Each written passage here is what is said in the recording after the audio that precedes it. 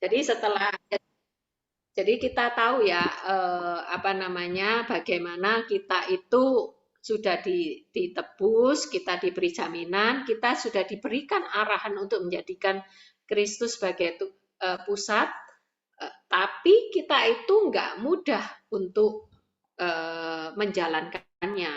Maka Yesus mengirim Roh Kudus, minta kepada Bapa untuk memberikan Roh Kudus di dalam diri kita, gitu ya. Bedmore bilang, langkah raksasa dalam perjalanan iman kita adalah langkah yang kita ambil ketika kita memutuskan bahwa Tuhan itu bukan lagi hanya bagian dari hidup kita, tapi Dia adalah hidup kita. Jadi kenapa dikatakan begitu? Jadi Kristus, kalau kita menjadikan Kristus itu pusat, sudah tidak ada bagian, oh ini bagian pelayanan aku mau menjadikan Kristus Tuhan, tapi bagian bisnis no. Bagian keluarga aku mau, tapi bagian keuangan aku enggak mau. Nah, enggak bisa, tapi kita sudah memutuskan bahwa langkah yang paling dalam perjalanan iman kita itu ketika dianggap langkah raksasa kalau kita memutuskan bahwa Tuhan itu adalah hidup kita di dalam setiap uh, aspek hidup kita, kita menjadikan Tuhan itu pusat hidup kita. Ibu-ibu kalau lihat rumah ini, kira-kira ini rumah orang kaya ya, gede banget ya. Nah, menurut cerita di sini orang ini suatu hari itu didatengin sama petugas PLN. Dilihat rekeningnya tuh sangat minim. Dipikir dia mau mencuri, tapi ketika ditanya beneran apa yang dilakukan itu sebenarnya benar gitu ya. Ya. Nah, kok bisa sampai minim? Ini sebenarnya orang-orang kaya yang tidak bijak ya. Dia itu menyalakan listrik, dia menggunakan listrik itu sangat minim karena dia nunggu kalau begitu sore datang, dia nyalain lilin, tujuannya dia bawa ke satu ruangan untuk dinyalakan lampunya.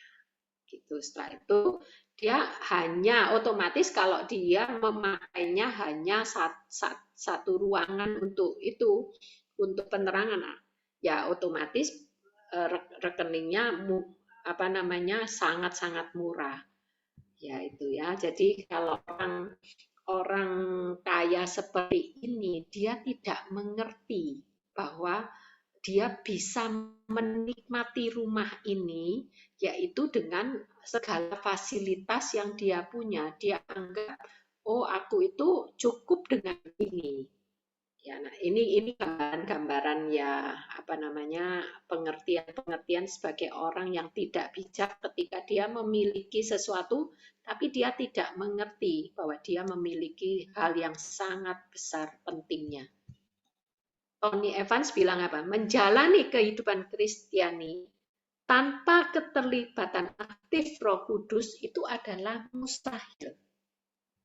Roh Kudus Tuhan lebih penting dan mendasar bagi kehidupan dan iman kita daripada yang pernah dibayangkan oleh kebanyakan kita.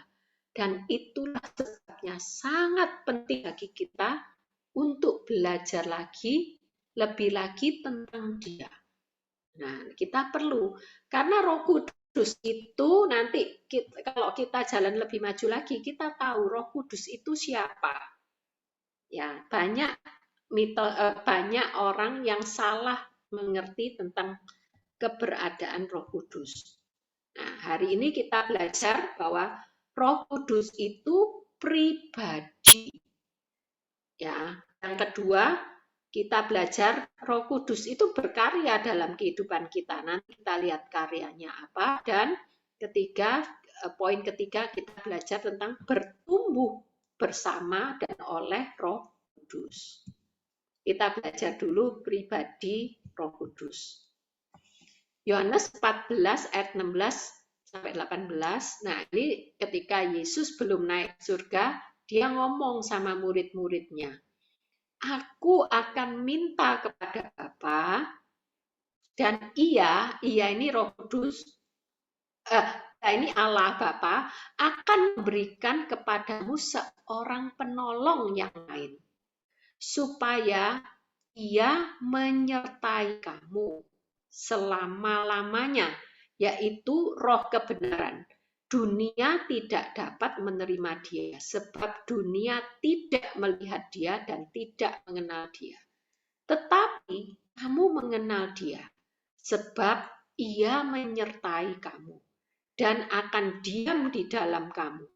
Aku tidak akan meninggalkan kamu sebagai yatim piatu. Aku datang kembali kepadamu. Ini adalah penulis firman yang Tuhan katakan, Yesus katakan di dalam Yohanes 14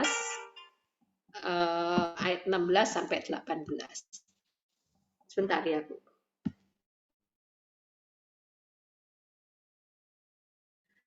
Ya, ini sama dengan penulisan yang tadi, tapi kita bisa lihat bahwa Roh Kudus itu adalah pribadi.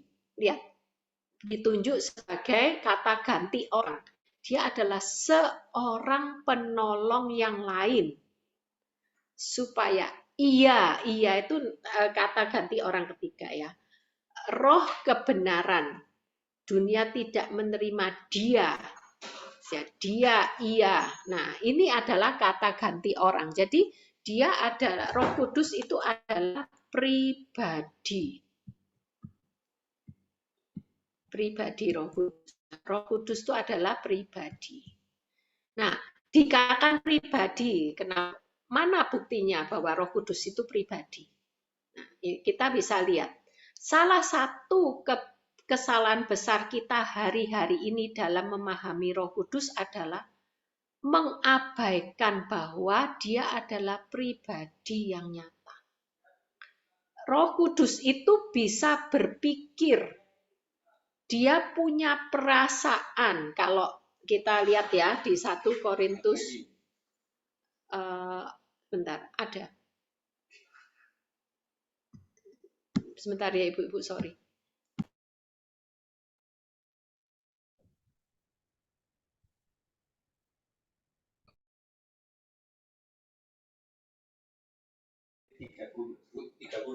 Iya. Ya.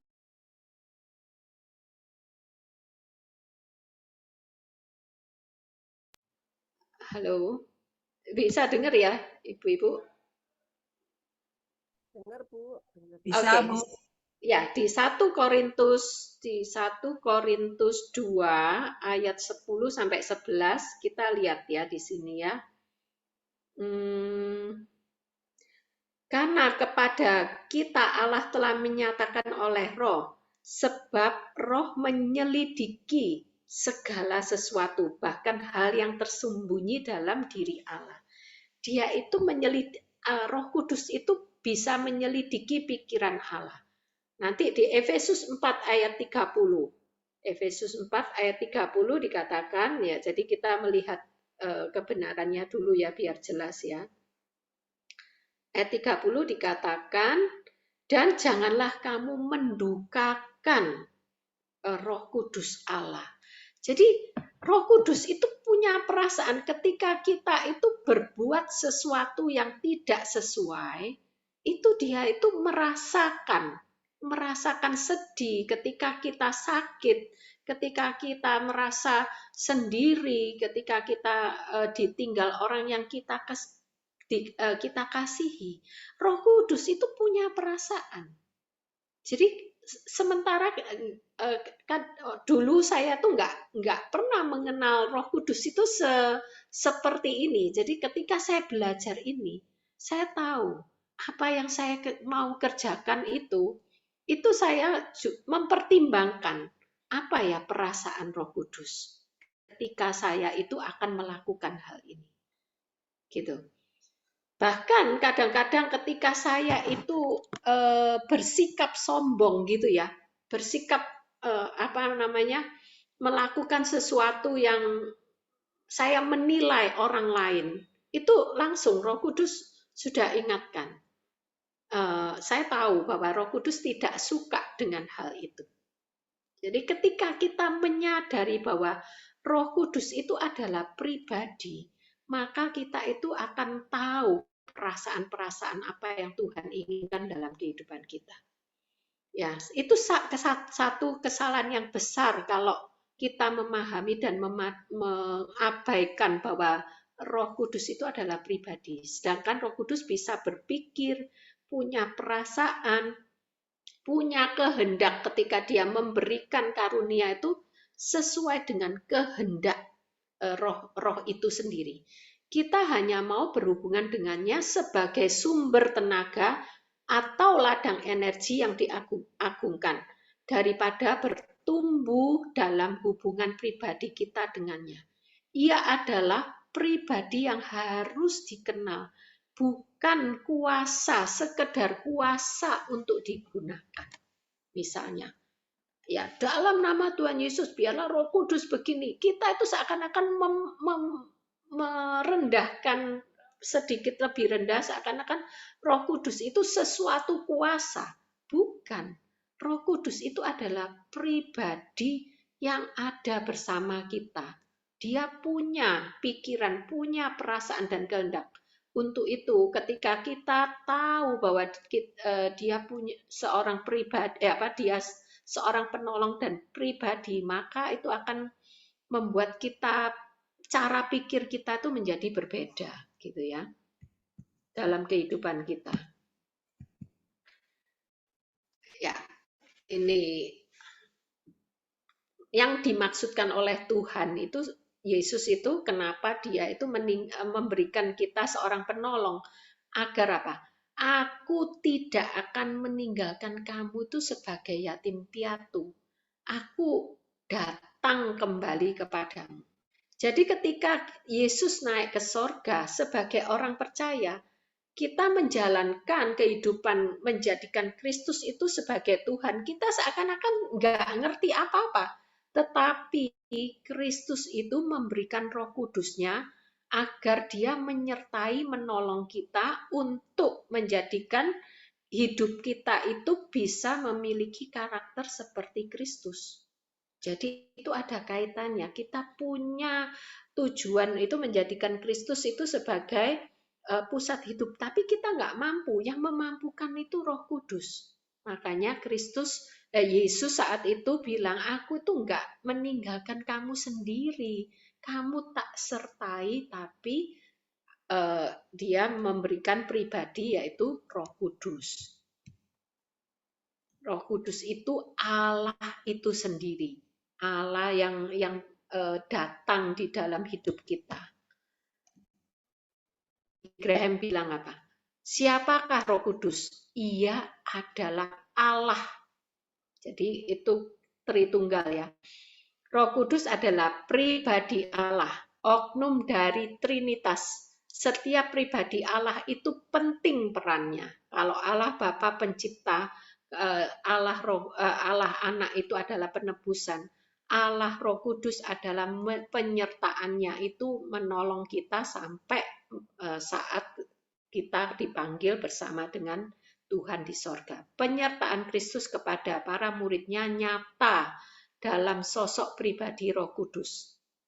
Sejak Pentakosta, Roh Kudus adalah mata rantai di antara kedatangan Yesus yang pertama dan yang kedua. Jadi peran Roh Kudus adalah hari-hari ketika Yesus naik ke sorga dan ketika itu muridnya dibilang, kamu diam di kota itu, nanti Roh Kudus akan datang. Mulai saat itu hingga nanti Kristus itu datang kedua kalinya, ini adalah peran penyertaan Roh Kudus di dalam kehidupan muridnya, yaitu kita pribadi. Ya. Jadi Roh Kudus diam di dalam kita. Penolong itu menyertai kamu selama-lamanya. Kita tidak akan pernah ditinggalkan. Seperti di Matius 28. Aku menyertai kamu senantiasa dengan apa Kristus menyertai kita, yaitu mengirim penolong yang menyertai kita selama-lamanya, yaitu Roh kebenaran. Ia menyertai kamu dan akan diam di dalam kamu. Ya, ketika kita menerima Yesus, ada Roh Kudus yang ada di dalam kita, dia senantiasa menyertai kehidupan kita. Rasul Paulus bilang, atau tidak tahukah kamu bahwa tubuhmu adalah bait Roh Kudus yang diam di dalam kamu. Roh Kudus yang kamu peroleh dari Allah dan bahwa kamu bukan milik kamu sendiri. Sebab kamu telah dibeli dan harganya telah lunas dibayar. Karena itu muliakanlah Allah dengan tubuhmu. Ya, jadi kita perlu sadar bahwa ketika kita ditebus, semua kehidupan kita itu bukan bukan kita lagi, tetapi Kristus, tetapi Roh Kudus itu yang ada di dalam kita. Karena itu dengan tubuh kita memuliakan Kristus, gitu ya. Jadi hari ini kita belajar bahwa Roh Kudus itu adalah pribadi, bukan sumber kuasa, sekedar sumber kuasa. Ya, kuat dengan kuasa Roh Kudus. Betul, Kristus itu Roh Kudus ada kuasa, tetapi kita hari ini belajar bahwa dia adalah pribadi yang punya kehendak, punya perasaan, punya pikiran. Itu yang kita harus pahami. Dan Roh Kudus itu adalah oknum Allah Tritunggal, salah satu dari oknum Allah.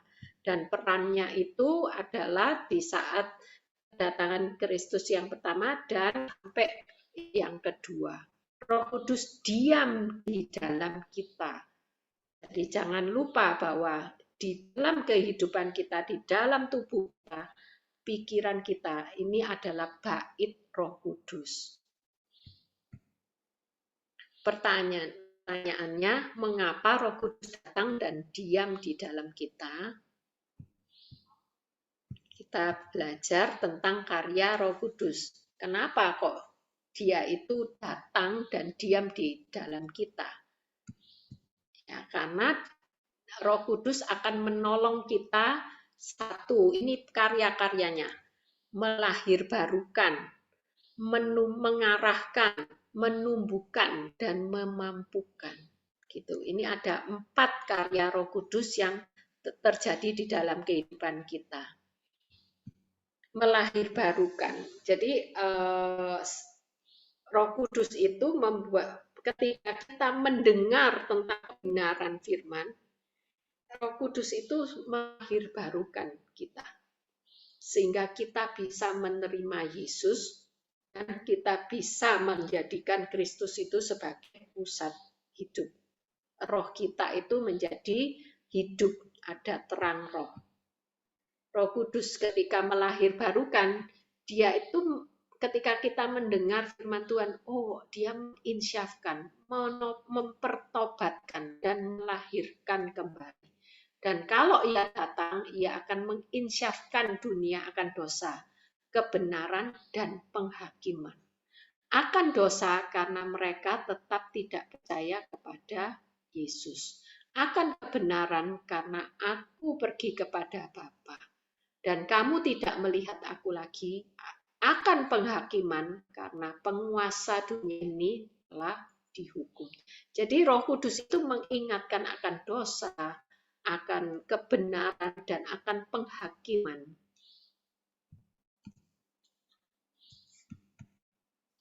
Yohanes 3 ayat 5-6 dikatakan, jawab Yesus, aku berkata kepadamu, sesungguhnya jika seorang tidak dilahirkan dari air dan roh, ia tidak dapat masuk ke dalam kerajaan Allah. Apa yang dilahirkan dari daging adalah daging. Dan apa yang dilahirkan dari roh adalah roh. Ya, jadi Yesus berkata ini kepada Nikodemus.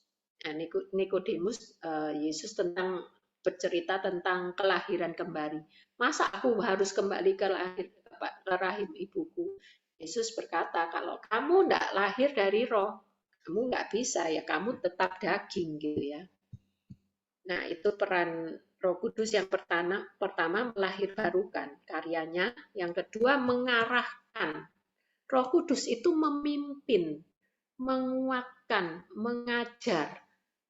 Tapi penghibur yaitu Roh Kudus akan diutus oleh Bapa dalam namaku, dialah yang akan mengajarkan segala sesuatu kepadamu dan akan mengingatkan kamu akan semua yang kukatakan kepadamu. Itulah yang kadang-kadang kita kalau berbicara itu, itulah hikmat gitu ya. Hikmat, kadang-kadang kita itu tiba-tiba bisa mengerti sesuatu. Dia bisa seakan-akan apa namanya, kemarin ya saya tuh baru Zoom sama anak-anak muda gitu ya. Dia itu bilang, "Tante, aku bertobat," katanya. Kenapa? Orang ini benar-benar pinter dan pemikir sekali gitu ya. Aku merasa bahwa pengetahuanku itu hasil dari aku membaca. Pengetahuanku dari hasil aku berpikir. Ternyata kemarin Tuhan ingetin aku bahwa itu wisdom. Gitu ya dia. Dia tuh sangat-sangat luar biasa pinter orang itu. Apa aja dipikir tentang kehidupan, terutama bukan berpikir secara sains, tapi dia berpikir tentang kehidupan. Jadi kita itu tahu ya bahwa Roh Kudus itu mengajarkan segala sesuatu kepada kita dan mengingatkan semua yang Tuhan pernah bicara kepada kita. Kadang-kadang kita ketika kita sedih nggak berpikir apa-apa, tiba-tiba ada timbul firman itu. Ya itu sebenarnya mengingatkan itu Roh Kudus. Dia akan menolong kita, memimpin kita, menguatkan kita dan mengajar kita untuk melakukan kebenaran. Jadi karya Roh Kudus selain melahirbarukan, dia mengarahkan kehidupan kita. Tetapi apabila ia datang, roh kebenaran itu memimpin kita ke dalam seluruh kebenaran. Jadi pimpinan Roh Kudus itu tidak lain adalah untuk kita bisa menjalankan semua kebenaran-kebenaran ini. Jadi ke seluruh, tidak ada kalau sampai kita itu ada pikiran yang tidak sesuai dengan firman, itu pastikan bukan Roh Kudus. Sebab ia tidak akan berkata dari dirinya sendiri, tetapi segala sesuatu yang didengarnya, itulah yang dikatakannya, dan ia akan memberitakan kepadamu hal-hal yang akan datang. Karena dia mengajar, memimpin kita ke seluruh kebenaran. Karya ketiga adalah menumbuhkan buah roh. Karya Roh Kudus adalah menumbuhkan buah roh, itu adalah memperbaharui kehidupan kita, mengubahkan dan bahkan menyucikan kita. Sebab jika kamu hidup menurut daging, kamu akan mati. Tetapi jika oleh roh kamu mematikan perbuatan-perbuatan tubuhmu, kamu akan hidup. Artinya perbuatan daging, bukan kita perbuatan tubuh yang sesuatu apa, tapi itu kalau kita mematikan keinginan tubuh kita, keinginan daging kita, kamu akan hidup. Jadi Roh Kudus itu yang menumbuhkan, memperbarui pikiran kita, yang mengubahkan, menyucikan segala pikiran-pikiran kita tidak ke arah yang mematikan, tetapi yang menghidupkan. Nah, kalau itu nyata dalam perbuatan kita, nanti ada buah roh, tiba-tiba ketika kita menyerahkan Roh Kudus yang memimpin kehidupan kita, maka buah roh itu akan muncul. Ada kasih, sukacita, damai sejahtera, kesabaran, kemurahan, kebaikan, kesetiaan, kelemah lembutan, penguasaan diri. Tidak ada hukum yang menentang hal-hal ini. Jadi yang pertama, Roh Kudus melahirbarukan, kedua mengarahkan kita, Yang ketiga menumbuhkan buah roh. Dan yang keempat memampukan kita dengan karunia-Nya. Jadi Roh Kudus memampukan, dia memberi kuasa, memberi keterbebanan sehingga kita itu bisa ada rasa aku tuh kepingin untuk melayani. Dan memberikan bukan hanya keterbebanan, diberikan karunia untuk melayani. Tetapi kamu akan menerima kuasa kalau Roh Kudus turun ke atas kamu dan kamu akan menjadi saksiku di Yerusalem dan di seluruh Yudea dan Samaria dan sampai ke ujung bumi. Jadi ketika kita menjadi saksi di sini ya sedikit tentang firman ini, jangan sampai kita itu salah mengerti ya. Yerusalem, oh itu rumah tanggaku di Yudea. Setelah aku rumah tangga, aku mau keluar ke sini ke sini. Enggak loh, di sini ini simultan ya sifatnya ya. Di Yerusalem dan Yudea dan Samaria dan sampai ke ujung bumi. Kalau kita menjadi saksi di sini itu semua kehidupan kita, baik itu di rumah tangga, baik itu di pelayanan, baik di pekerjaan dan seluruhnya terhadap orang-orang yang belum mengenal Tuhan, kita tetap menjadi saksiku. Roh Kudus yang memampukan. Tetapi pada tiap orang dikaruniakan penyataan roh untuk kepentingan bersama. Sebab kepada yang seorang Tuhan roh memberikan ini dan itu. Tetapi semuanya itu dikerjakan oleh roh yang satu dan yang sama, yang memberikan karunia kepada tiap orang secara khusus. Nah ini, seperti yang dikehendakinya. Jadi Roh Kudus itu punya kehendak. Dia memampukan kita sehingga kita diberikan karunia untuk melakukan apa yang dikehendakinya. Ini ya, keempat, melahirbarukan, mengarahkan, menumbuhkan, dan memampukan. Ini karya-karya Roh Kudus dalam kehidupan kita. Kalau melahirbarukan, Roh Kudus menginsyafkan, membuat kita bertobat sehingga kita lahir kembali. Setelah itu Roh Kudus mengarahkan, dia yang memimpin, menguatkan, dan mengajar. Mengajar firman-firman kita diingatkan. Nah, kalau menumbuhkan, dia memperbarui pikiran kita yang lama, kedagingan kita yang lama diperbaharui, diubahkan dan disucikan. Roh Kudus yang memampukan itu Roh Kudus memberi kuasa, diberi keterbebanan di dalam hati kita. Dan bukan hanya itu, diberi karunia kepada tiap-tiap orang sesuai dengan kehendaknya untuk melayani. Jadi 1, 2 itu ya kita tahu Roh Kudus adalah pribadi, dia berkarya. Dan ketika kita belajar, kita bagaimana bertumbuh oleh Roh Kudus.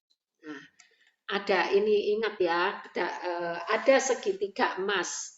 Kita dalam kehidupan kita itu ada seperti segitiga emas. Tengahnya itu kita menjadikan Kristus itu sebagai pusat hidup kita. Roh Kudus adalah ujung yang paling atas karyanya. Tapi di dalam kehidupan kita itu menghadapi peristiwa hari-hari. Hari-hari kita itu ada peristiwa hari-hari ya macam-macam kehidupan kita sehari-hari itu. Dan ketika sisi yang lain kita perlu melakukan disiplin rohani. Nah ini itu harus balance.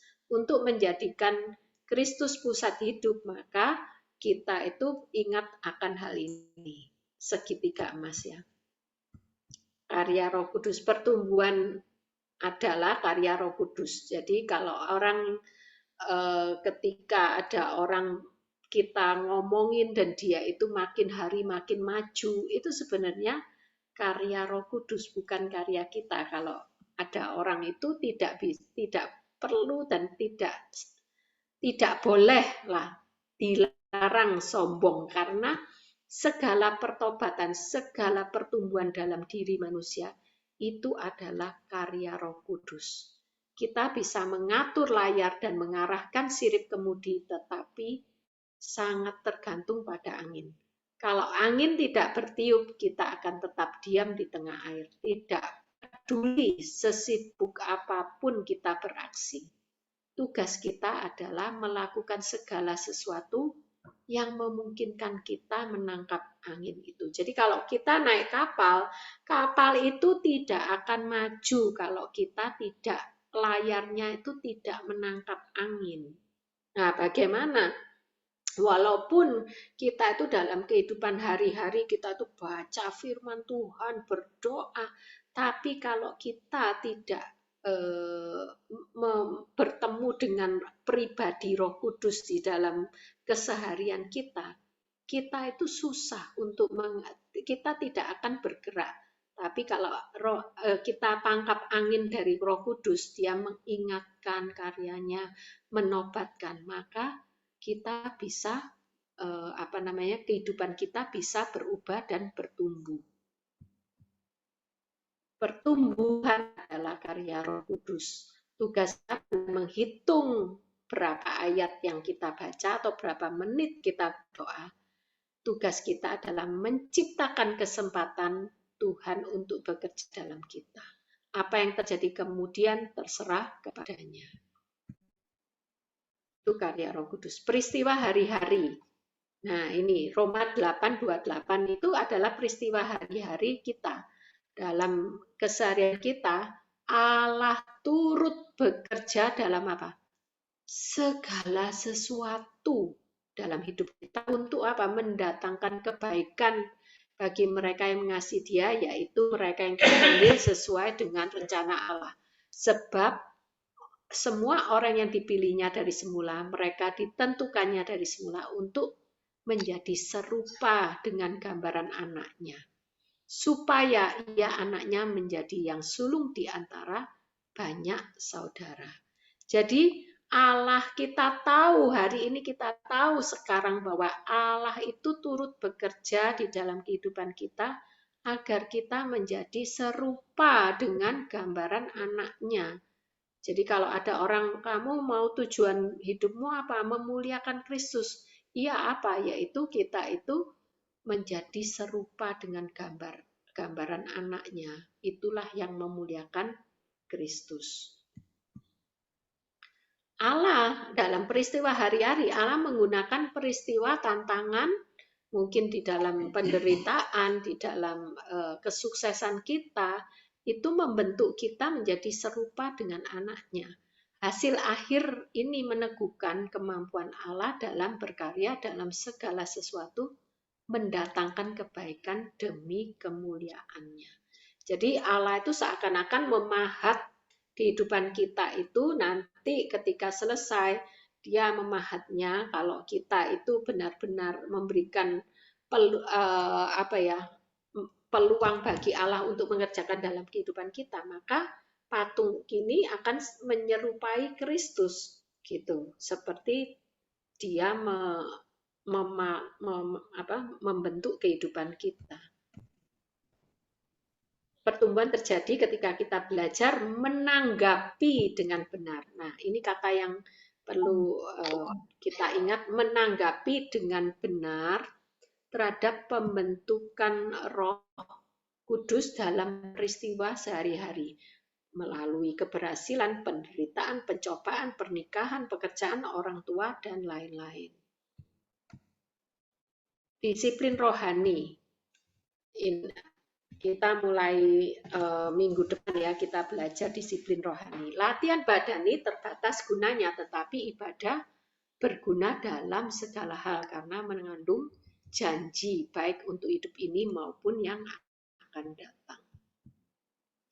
Ini ada komite pencari bakat ya, ada olimpiade, ada seorang, kami sudah memeriksa dari 200 juta orang, Anda adalah orang yang paling tepat untuk membawa pulang olimpiade.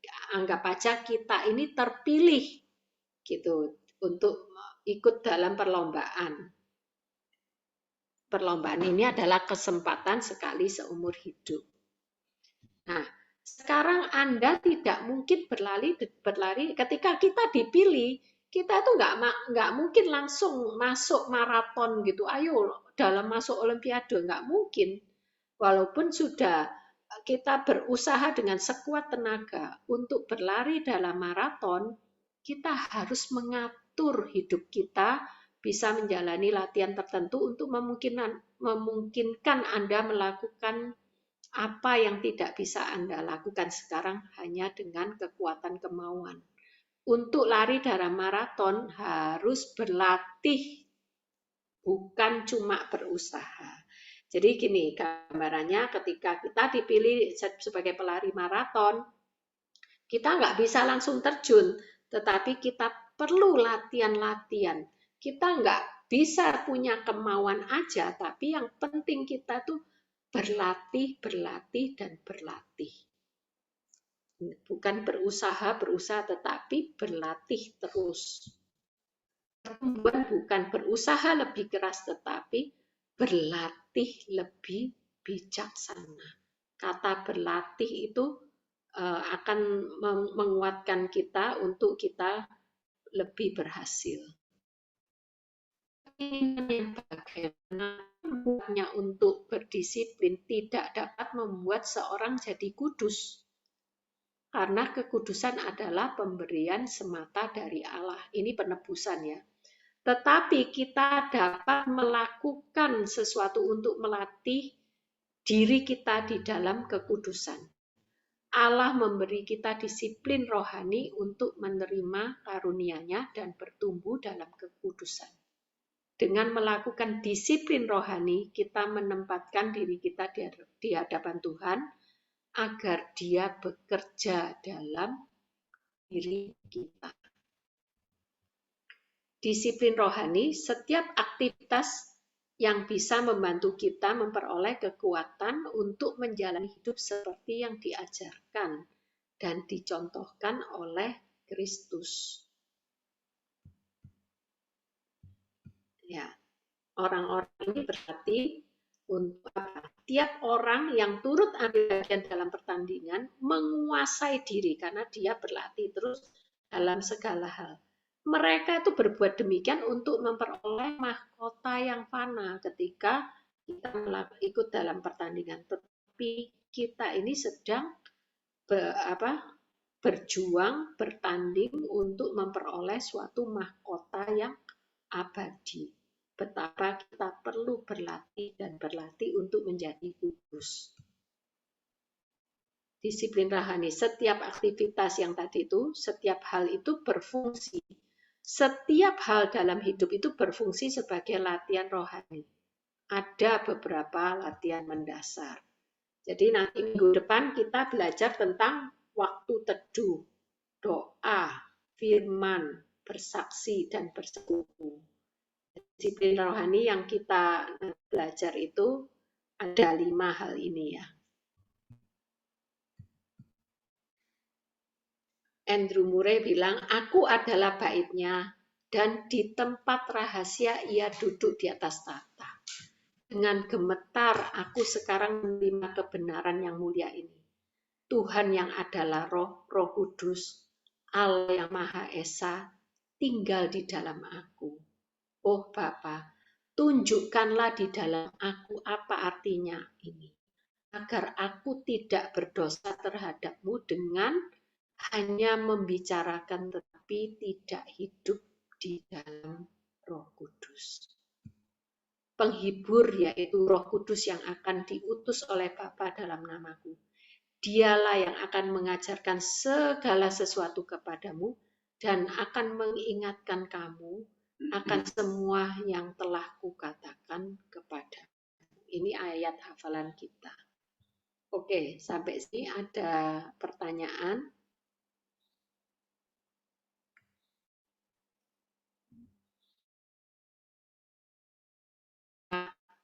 Dapat pengertian tentang Roh Kudus itu.